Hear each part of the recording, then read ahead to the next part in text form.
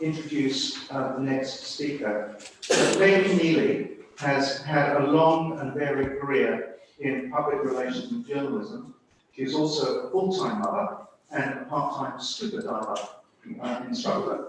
She is co-author with Tom Keneally of the Montserrat series, The Adventures of the Gentleman Convict Hugh Montserrat and his investigative sidekick, Hannah Mulrooney. Began at the penal station of Port Macquarie. Meg and Tom used the unlikely pair to guide readers through the fascinating geographies of colonial Australia and the mysteries that unravel our imaginative. Sorry, are you ready for me to start? Yes. Oh, right. Okay. Sorry about that. Well, look, thank you so much for inviting me to speak today. I'm very honoured, and I'm only sorry that I can't be there in person. Before I start, I'd like to acknowledge the Biripi people who are the traditional custodians of your region and pay respect to elders past and present, and extend that respect to any Aboriginal guests off country today. And I'd also like to acknowledge the Gaimagal on whose unceded land I live and work. My journey as a novelist, I'm now working on book 7. I've even written some of them without adult supervision. Began here in Port Macquarie when I co-wrote with my father a book set there, which chronicled the exploits of gentleman convict detective Hugh Montserrat and his ticket of leave housekeeper friend Hannah Mulrooney, who was the real brains behind the operation. It was in your town that I first encountered one of the great joys of researching and writing historical fiction, which is the fact that historical fact provides us with far more outlandish stories than a novelist could ever make up. So today I'd like to talk about some of the extraordinary stories I was fortunate enough to encounter while researching the Soldier's Curse in Port Macquarie. And Tamsin has also spoken about the differing approaches of historians and novelists. So I thought I'd also chime in a bit with the novelist perspective. First of all, though, I've always been drawn to the stories which swirl around in Port Macquarie's past. Because this penal settlement embodied what is, to me, one of the most fascinating aspects of colonial history, and that is the contrast between claustrophobia and vastness, the fact that you had these groups of people mashed together in the middle of the vastness of Australia. And whenever you get a group of people living together in such close quarters, with the stress of being the guarded and the guards, there are bound to be extraordinary stories which come from that.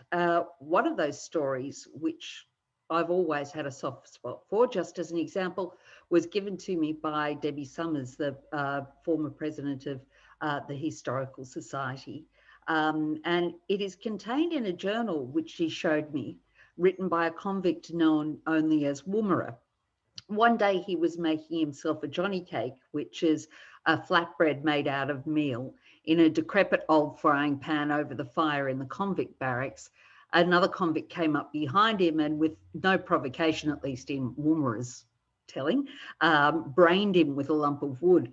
Woomera, whoever he was, returned the favour using the base of the frying pan, but as well as being very hot, the frying pan had been banged about a bit, so the base broke, and the other convict wound up wearing a frying pan as a necklace.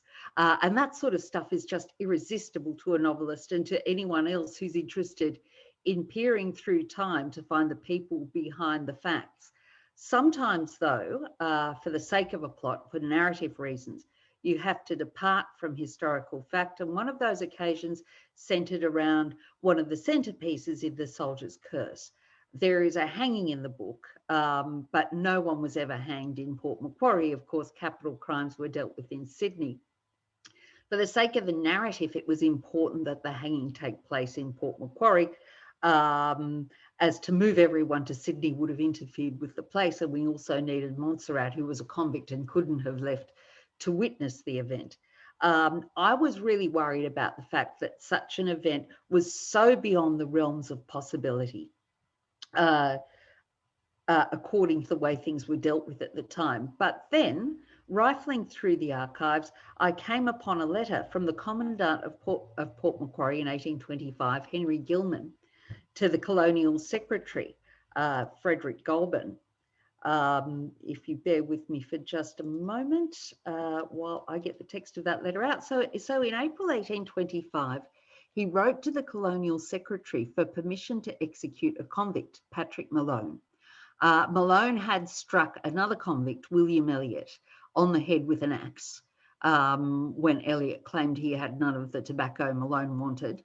Unsurprisingly, Elliot died, and at the time Gilman wrote his letter, he was in the infirmary but not expected to hang on for much longer. And Malone also made an escape attempt and cut off the fingers of a fellow escapee. Gilman wrote to Goulburn that Malone, and this is a quote from his letter, by his conduct has rendered himself so notorious that as a warning, particularly to the refractory and ill-disposed part of the prisoners here, I find myself under the disagreeable necessity of suggesting for the consideration of His Excellency the Governor that he may suffer immediate execution. So here was Gilman asking to run around due process for permission to execute a convict without trial, to hang him in Port Macquarie. And I felt this was just enough of a chink in the historical record to let us set a hanging there. Now, I'm just having trouble seeing the chat. So if you can't hear me, wave. I can't see anything in the chat at the moment, but can everyone hear well enough? Sound okay? Yep, that's great. Thank you very much, Janelle and Maria, for confirming that. Of course, that story was set down on paper, and not all stories are. When you walk into the Port Macquarie Historical Society and Museum, you see the trunk of a tree from which the shape of a shield has been cut.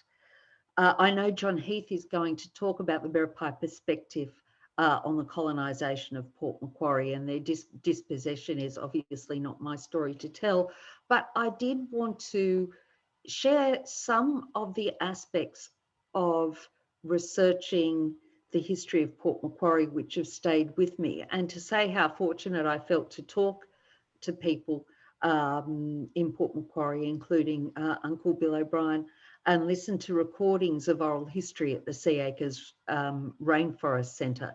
And it brought back to me the fact that oral history is just as important as documentary history, and it was wonderful to see it being preserved in that way. And this history, together with documents written by the colonists, show the Biripi were far nicer to the colonisers than they deserved. They would help rescue convicts from drowning, for example, and they would occasionally return escapees who came crashing towards them through the bush. But one of the things which struck me and has stayed with me is the Biripi's focus on sustainability, on working in concert with their environment rather than trying to subdue it. They knew how to cut their shields without ring barking a tree. I was told they knew how to stun fish in a waterhole using tree sap, taking only the ones that they needed and leaving the others to wake up and keep swimming. And I was also told that they would rotate their fishing holes and hunting spots so that they were not putting too much pressure on one resource. Now, the colonisers, of course, had a different approach, which I'm sure we will be hearing about today. But as a novelist, it would be remiss of me not to mention the fact that one of Australia's first novels was written here.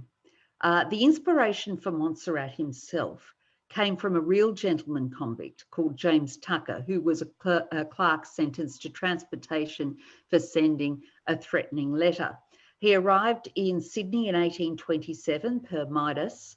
He was originally transported for sending that threatening letter, but he lost his first and second tickets of leave for drunkenness and forgery and spent one of his penal stretches in Port Macquarie. He played the game of convict snakes and ladders, which Tamsin referred to. In other words, one of the most tantalising aspects of Tucker's story is the mystery around Ralph Rashley. While he was here, Tucker is thought, while he was in Port Macquarie, Tucker is thought to have written 3 works. Jemmy Green in Australia, a comedy in 3 acts. The Graham's Vengeance, a historical drama in 3 acts by Otto von Rosenberg.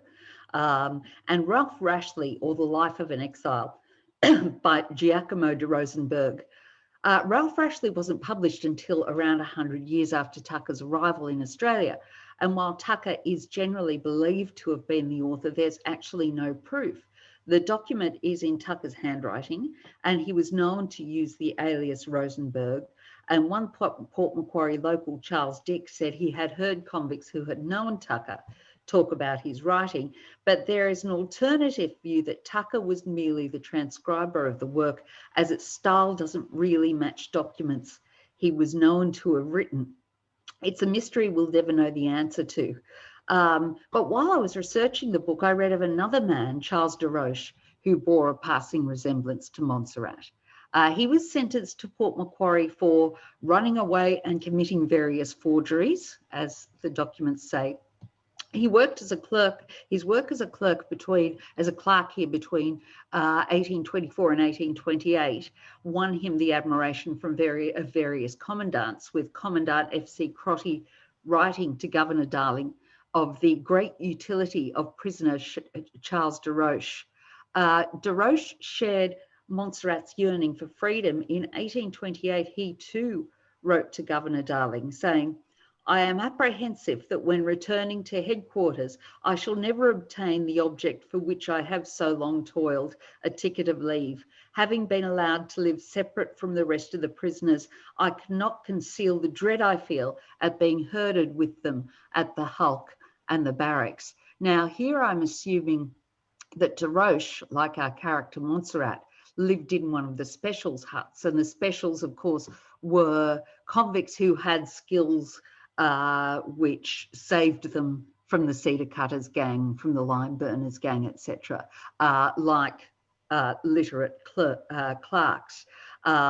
So I'm assuming that de Roche would have lived in his own hut and therefore was very afraid at the prospect of going back into the barracks with the others.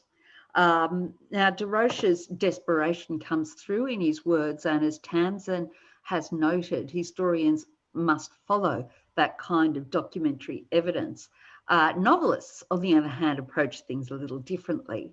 There's been debate in recent years on the roles of historians and historical novelists, and I want to be clear that I couldn't do what I do without the painstaking research of historians.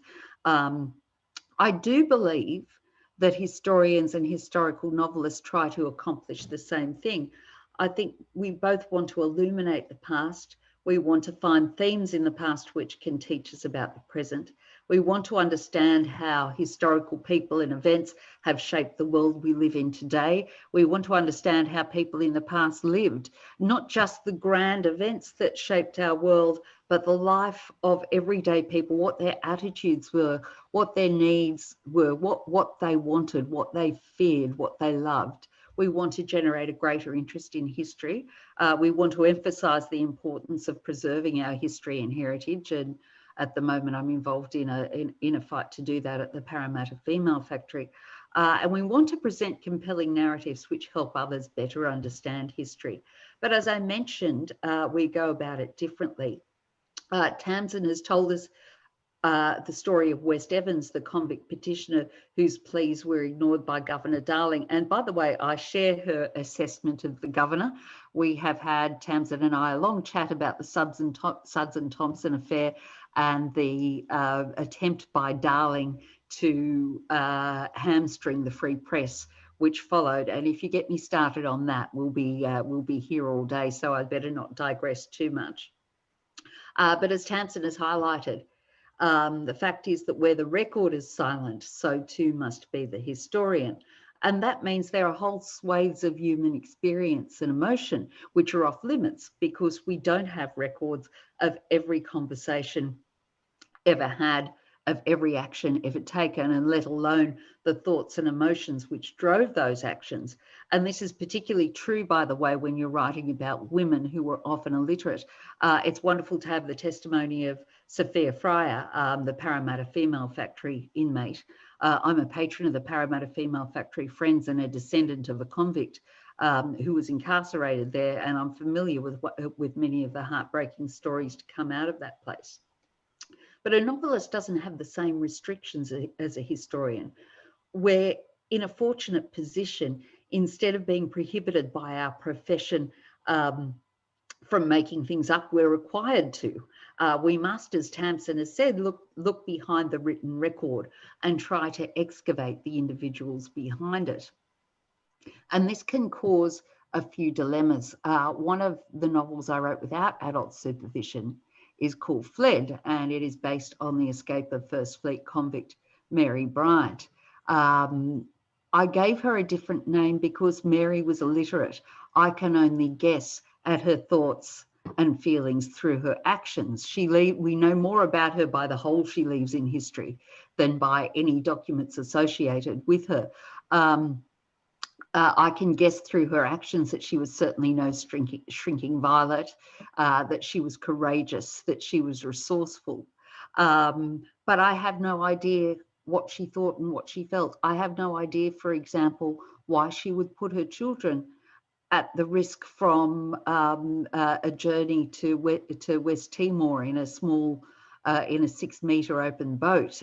She masterminded a plan to nick the governor's cutter and escaped to West Timor in it with her children probably tied to a bench. And because of that, I renamed the character because I needed to look behind the historical records that do exist about Mary and about the First Fleet and intuit what she was thinking, what she was feeling, and how those drove her actions.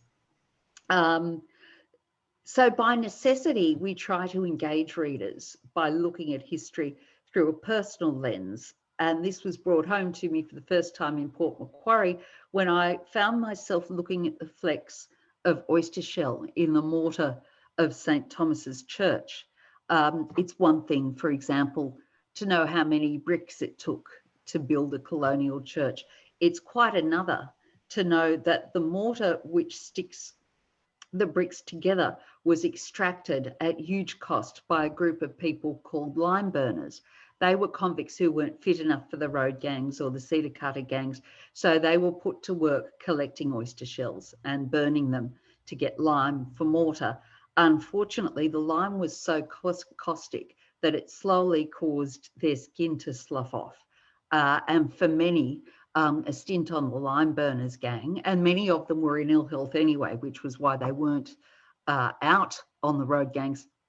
For many of them, the lime burners kilns were a death sentence. So while you might forget the number of bricks in the church, you won't forget about the lime burners. You'll be looking for flecks of oyster shell in the mortar of every colonial building you visit, as I do.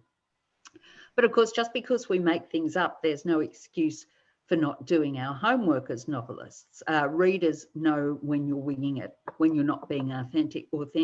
So our job is to create an accurate picture frame, if you like, the context in which you can explore greater threat themes through individual characters. And those characters may or may not have been based on fact. But as I said, even if they were, we don't know every conversation they ever had. So you are, of necessity, making things up about the way they interact with their world and what their attitudes would have been. Now, the other challenge of being a historical novelist is that readers get frustrated if they have to wade through too much exposition, but we still need to give them the historical context they need to appreciate the story. I have to say, it's sometimes hard to resist the temptation to pour everything you know into a book because you've done the research and you want to use it all. In other words, you know, we like to show off.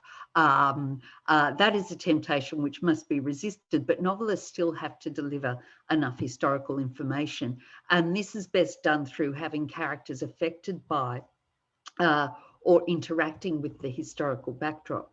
And that goes back to what I said about creating the picture frame. We need to be familiar with that backdrop in order to render it appropriately. Primary sources I find invaluable. I relied very heavily on maps of one of my favourite kinds of primary sources are maps, and I relied very heavily on a map of the Port Macquarie settlement to figure out how my characters would have moved in their environment, how long it would have taken to walk from the specials huts up to the church building site in 1825, for example, how long it would have taken to walk from Government House to the commissariat store, that sort of thing. So maps are one of my favourite primary sources, but I do love a good primary source. If you ever want to read A Lonely Planet Guide to Colonial Sydney, by the way, look up Alexander Harris's Convicts and Settlers on Project Gutenberg. But also invaluable is the work of historians in interpreting these sources for us, and the work of bodies like the Port Macquarie and District Family History Society and the Port Macquarie Historical Society, who have preserved and interpreted all of these wonderful documents and artefacts, and importantly, the oral history, so that someone like me can come along and find this treasure trove, which has been guarded and cultivated so carefully and with so much love over the years. So I love telling the stories of the past. I love pulling on a thread and seeing where it leads me. I love spending hours running down research rabbit holes, following one crumb after the next. I love the joy of coming across a story which pulses with life from between the cramped lines of a clerk. And this is a joy I first discovered in Port Macquarie, and for that I will always be grateful. Thank you very much. So I should say as well, if you have any questions, you can put them in the chat. I can see the chat now. And also, if you would like to ask me anything later, you can direct message me on Twitter or Facebook or Instagram. So thank you very much for having me. And again, sorry I couldn't be there in person.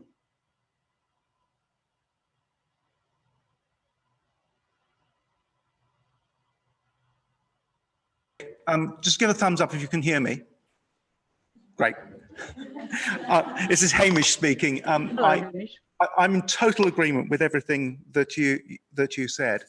I have a question for you, maybe one that you might want to reflect on. So I hope I don't sort of throw you in the deep end with this. But can you perhaps think a little bit about what you would like the historical databases of the future to do for you as a novelist? Is this something they could do that would really float your boat? Oh gosh, that is a big question, and I will think about it. But there are some things which pop into my mind, and I think we're very well served by databases like Trove, like Project Gutenberg, like and you know, the aggregator sites like JSTOR and that sort of thing. I mean, Trove for me particularly is an absolute godsend.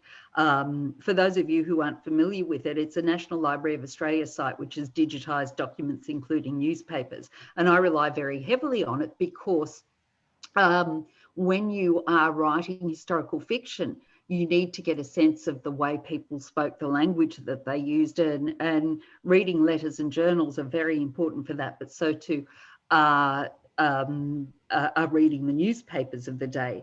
In one book I wrote about a fictionalized version of a riot which occurred at the Parramatta Female Factory in 1827, and reading the newspapers of the day, the rioters were referred to as Amazonian banditti. Now, I could never make that up. I think one of the things I would love to see through archives is more access to correspondence, to individual correspondence, individual letters and journals.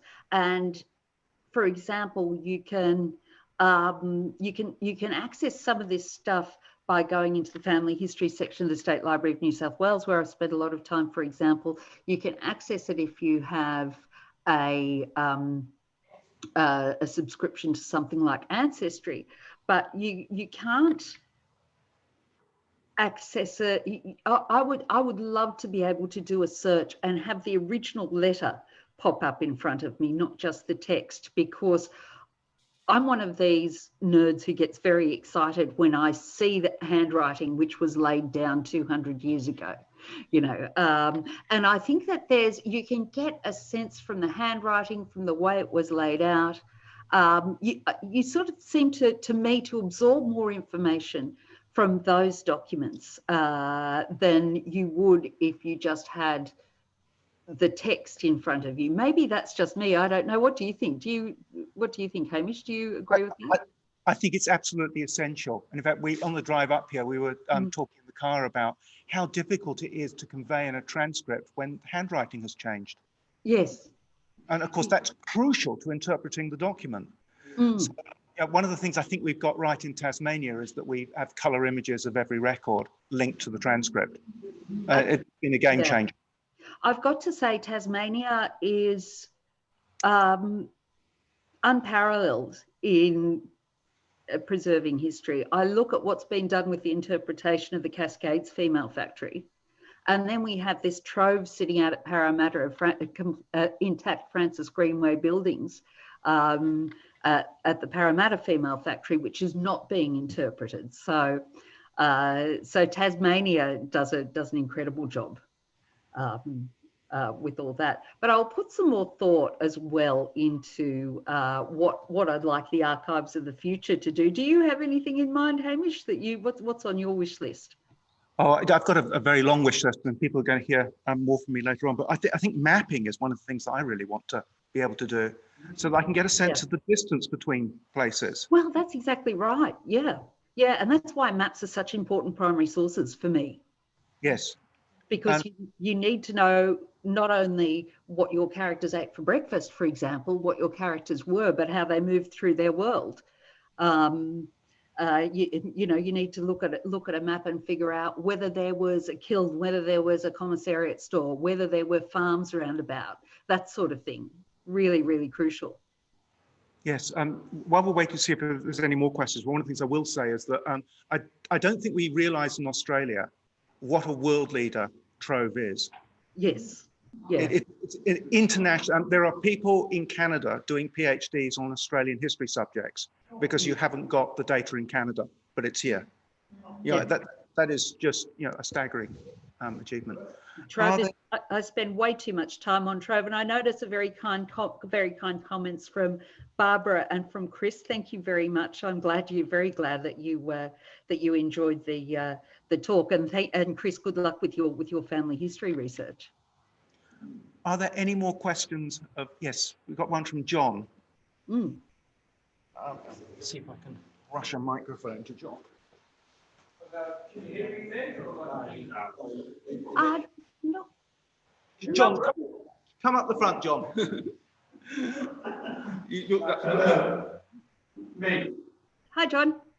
Yeah, how are you? Look, not a question, two comments, really. You mentioned Moora. Yep. Moora was actually William Delacour's. Okay. Yes, I didn't know whether he'd been. Well, his third great grandson now owns the ecotourism set up between Bonnie Hills and North Haven. Is that right? That's extraordinary. His name's Paul Mansfield. It's called Mansfield's estate. But William Delaforce actually he escaped twice, and he was captured the first time in Bonny Hills. Ah, Well, he made it as far as the Manning. right. And then he was recaptured, was he? Just one point. The other point was there was a hanging in Port Macquarie. Oh, there was. Yeah, the black guy, one of their own mob. Cherubinji was hung in 1841 or 1842.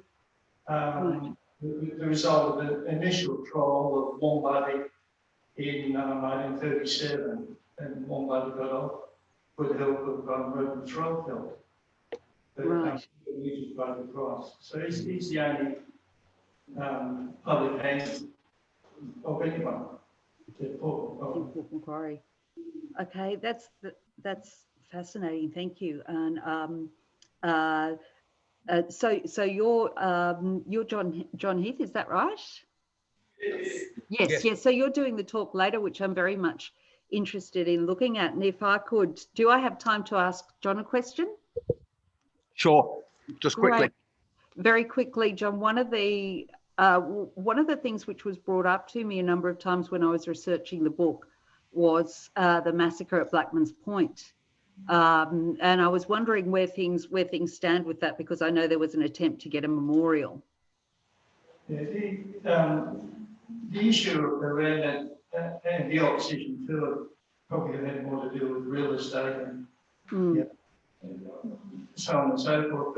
But a question did arise, and that was the point of contention was that the reference to how it become known as Blackman's Point. Right. And that's quite open to debate. Well, that doesn't worry me one way or another. But if you look at the earlier maps that were constructed around the Port Macquarie, Blackman's Point was actually located on the southern side of the harbour rather than the northern side. And I think Clive may have mentioned this in one of his publications, that both sides of the harbour were recognised as Blackman's Point. But from memory, I think I've actually seen an early map about 1825, which places it even further to the southwest than the opposite side of the harbour to where it was recognised as Blackman's Point today. So the real issue around that, I guess, is we should acknowledge and recognise that there were massacres, and where a proper monument is constructed, should be something that's generally acceptable. You know, I mean, the Mile Creek massacre site, an incredible work, but it is not located on the actual massacre site. So, thank you. Meg, thank you very much. And Tamsin, thank you as well. I think